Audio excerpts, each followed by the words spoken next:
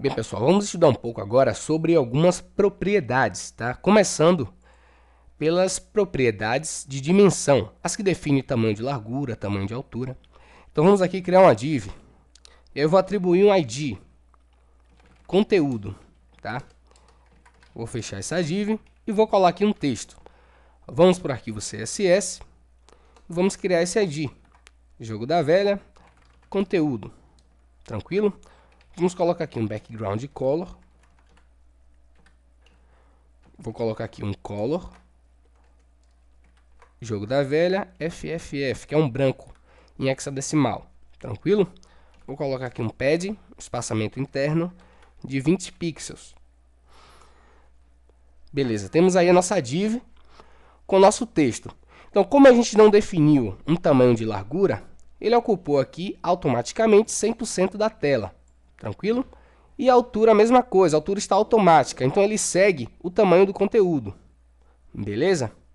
Tranquilo. Então, para a gente definir um tamanho fixo, como é que a gente faz? É simples, o tamanho da largura, utilizamos a propriedade width. Eu vou colocar aqui 500 pixels. Tá? Vamos atualizar. Então, perceba que agora temos uma div de 500 pixels de largura. Ela não ocupa mais 100% da tela.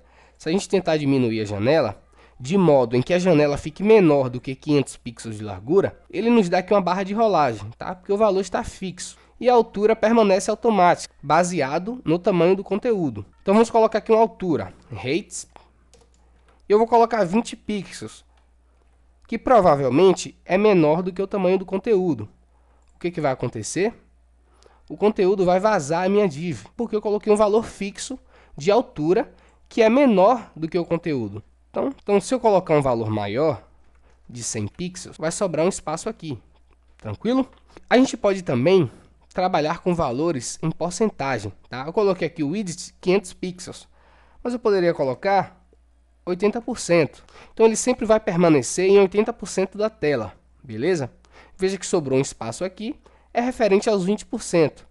Tranquilo? Então, se a gente diminuir a janela, perceba que ele sempre vai calculando e deixando em 80% da tela, do tamanho da janela. A gente pode também definir tamanhos máximos e tamanhos mínimos. Como? Vamos começar pela largura. Vou definir um tamanho máximo de largura, max width. Eu vou colocar 500 pixels. Se a gente atualizar aqui o navegador, veja que ele ficou com 500 pixels, porque é o tamanho máximo, tá? Se a gente diminuir a janela, veja que ele vai diminuindo sem problema nenhum, tá? Sem criar a barra de rolagem. Isso porque nós definimos um valor máximo, tá? Então ele não tem valor mínimo, beleza? Bom, a gente pode definir também uma largura mínima. Ao invés de max width, min width. Então veja bem, se nós temos agora um valor mínimo de 500 pixels, nós não temos um valor máximo, tá? Então ele ocupou 100% da tela. Então, se a gente tentar diminuir aqui, de modo em que a janela fique menor do que 500 pixels, ele vai criar uma barra de rolagem, beleza? Porque agora nós temos uma largura mínima de 500 pixels. Tranquilo? Bom, a gente pode trabalhar dessa mesma forma também com a altura,